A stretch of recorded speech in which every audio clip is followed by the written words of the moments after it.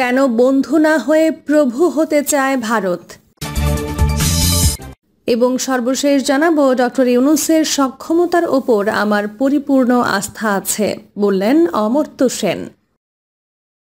এতক্ষণ শুনছিলেন সংবাদ শিরোনাম, এবার বিস্তারিত। কেন বন্ধু না হয়ে প্রভু হতে চায় ভারত?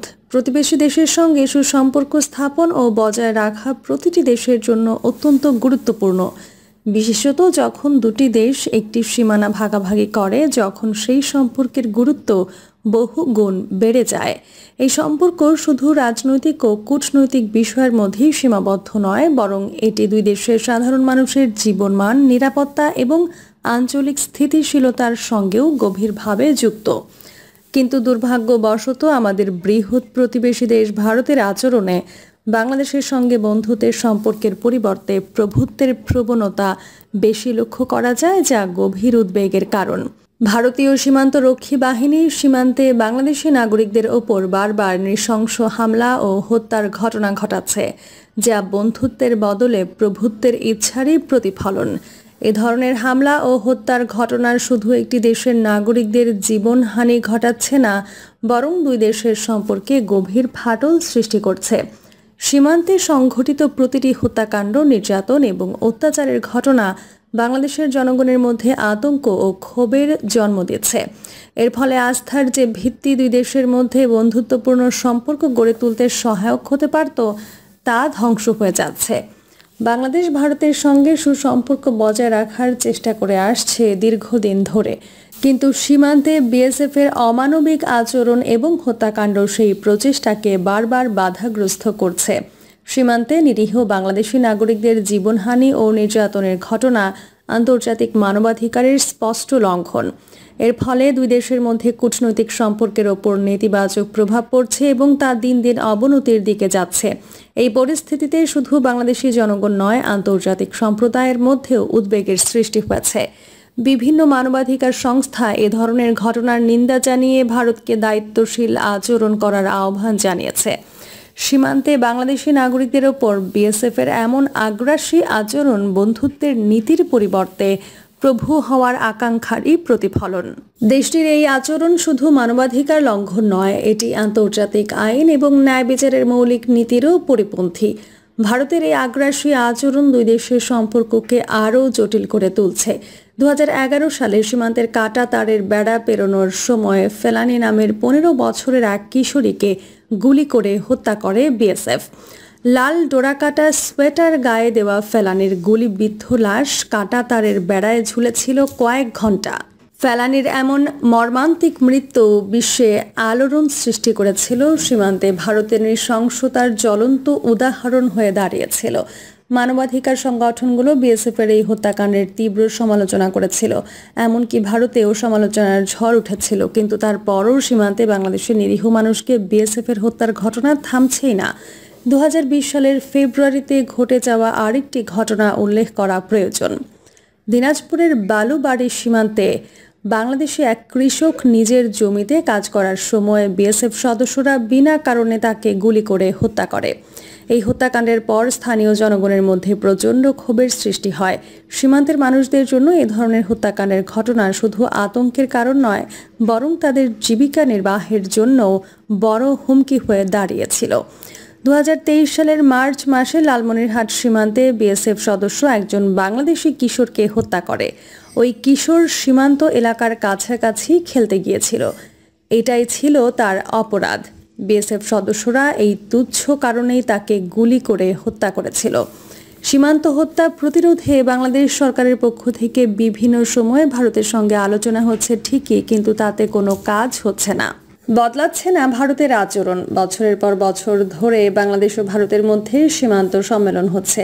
এসব সম্মেলনে সীমান্ত হত্যা কমানোর ব্যাপারে সম্মত হয়েছিল বিএসএফ, তবে বাস্তবে এর কোনোই প্রতিফলন দেখা যাচ্ছে না। আমাদের স্বাধীনতা দিবস, বিজয় দিবস কিংবা ঈদের সময় বিএসএফ আমাদের লাশ উপহার দিয়ে যাচ্ছে। সীমান্তে বিএসএফ এর হাতে বাংলাদেশি হত্যার ঘটনা থামছেই না, বরং দিন দিন বাড়ছে। এসব হত্যাকাণ্ডের ঘটনা শুধু সীমানার নিরাপত্তার প্রশ্নে নয়, মানবাধিকার ক্ষেত্রেও গুরুতর উদ্বেগের বিষয়। জাতিসংঘ সহ আন্তর্জাতিক মানবাধিকার সংগঠনগুলো এ ধরনের ঘটনা বারবার তদন্ত করার আহ্বান জানিয়ে আসছে, কিন্তু ভারতের নিষ্ঠুরতার ধারাবাহিকতা দেখে বোঝাই যায় তারা বাংলাদেশের সঙ্গে বন্ধুত্বের সম্পর্কের চেয়ে প্রভুত্বই ফুটে ওঠে বেশি। ভারতের এই আচরণ সীমান্ত নিরাপত্তা নিয়ে বাংলাদেশকে নতুন করে ভাবতে বাধ্য করছে। বিএসএফের নিষ্ঠুরতা শুধু হত্যার মধ্যেই সীমাবদ্ধ নয়, তারা সীমান্তের বাংলাদেশি অংশে ঢুকে অনেক সময় সাধারণ মানুষের ওপর শারীরিক নির্যাতন করে এবং ধরে নিয়ে আটকে রাখে। শুধু পুরুষ নয়, নারী, শিশু এবং বৃদ্ধরাও তাদের নৃশংসতার হাত থেকে রেহাই পায় না। 2019 সালের এক প্রতিবেদনে উল্লেখ করা হয়, বিএসএফ সদস্যরা সীমান্তে এক কিশোরকে ধরে নিয়ে এনে নির্মমভাবে নির্যাতন করে এবং তার পরিবারের কাছ থেকে মুক্তিপণ দাবি করে। ভারত বাংলাদেশ সম্পর্কের এমন একটি ভিত্তি তৈরি করা প্রয়োজন যে সম্পর্ক বন্ধুত্ব, সম্মান এবং মানবাধিকারকে সর্বোচ্চ গুরুত্ব দেয়।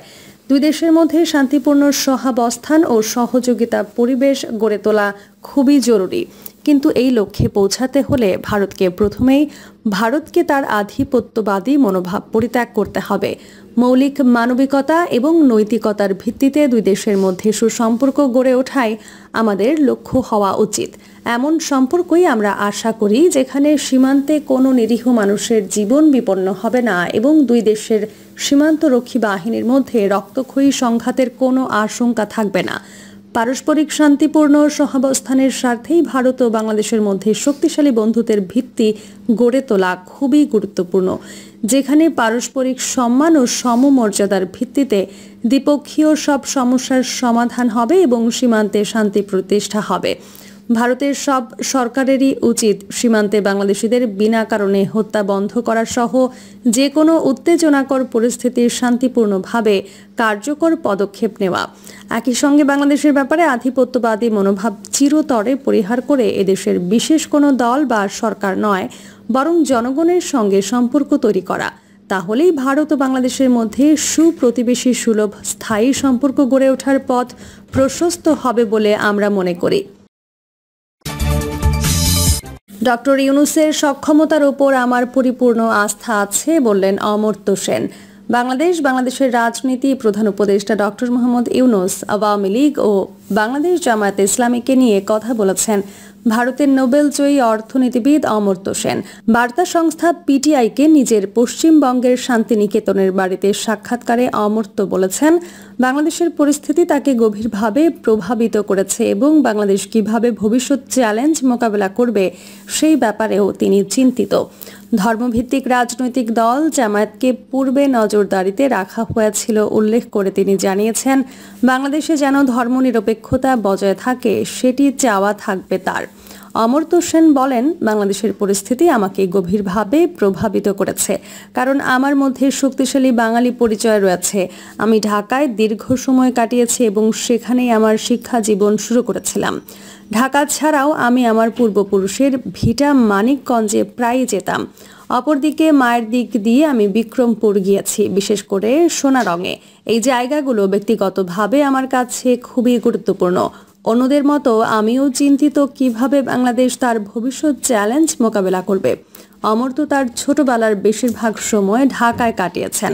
তিনি ঢাকার সেন্ট গ্রেগরি স্কুলে আনুষ্ঠানিক পড়াশোনা শুরু করেন। পরবর্তীতে রবীন্দ্রনাথ ঠাকুরের শান্তিনিকেতন স্কুলে চলে যান এবং সেখানেই পড়াশোনা চালান। বাংলাদেশের অর্থনৈতিক উন্নতি ছাড়াও সেনাবাহিনী নিয়েও কথা বলেন এই নোবেলজয়ী। দেশের সেনা শাসন জারির চেষ্টা না চালানোয় সেনাবাহিনীর প্রশংসা করেন তিনি, কারণ পৃথিবীর অন্যান্য দেশে সেনাবাহিনী সাধারণত ক্ষমতা দখলের চেষ্টা করে।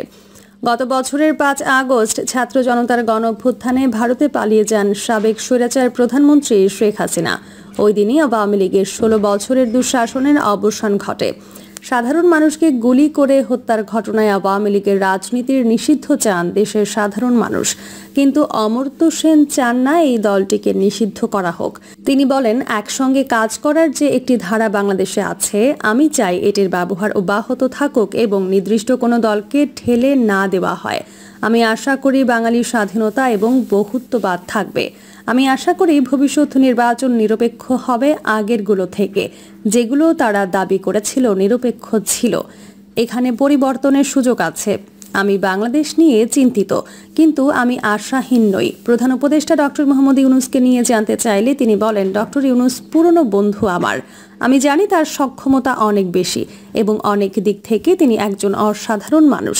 তিনি বাংলাদেশের ধর্মনিরপেক্ষতা এবং গণতন্ত্র নিয়ে শক্তিশালী কিছু বার্তা দিয়েছেন। হঠাৎ কেউ রাষ্ট্রীয় ক্ষমতা গ্রহণ করলে তার সামনে কিছু চ্যালেঞ্জ তৈরি হয়, এমনটি উল্লেখ করে অমর্ত্য দাবি করেন ডক্টর ইউনূসও এমন পরিস্থিতিতে পড়েছেন, কিন্তু তিনি সেগুলো উতরে যেতে পারবেন। তিনি বলেন, যদি আপনি হঠাৎ করে কোনো দেশের প্রধান হন, যেমনটা ইউনূস হয়েছেন, আপনাকে বেশ কিছু বিষয় বিবেচনায় রাখতে হবে। ইসলামিক দল রয়েছে, এখন হিন্দু দলও আছে। আমার ডক্টর ইউনূসের সক্ষমতার উপর পরিপূর্ণ আস্থা আছে। এছাড়া বাংলাদেশের সংখ্যালঘুদের ওপর কথিত নির্যাতন নিয়েও কথা বলেছেন অমর্ত্য সেন। প্রিয় দর্শক, এই ছিল এখনকার সর্বশেষ সংবাদ। আপডেট সব সংবাদ পেতে চ্যানেলটি সাবস্ক্রাইব করে বেল আইকনটি ক্লিক করে রাখুন।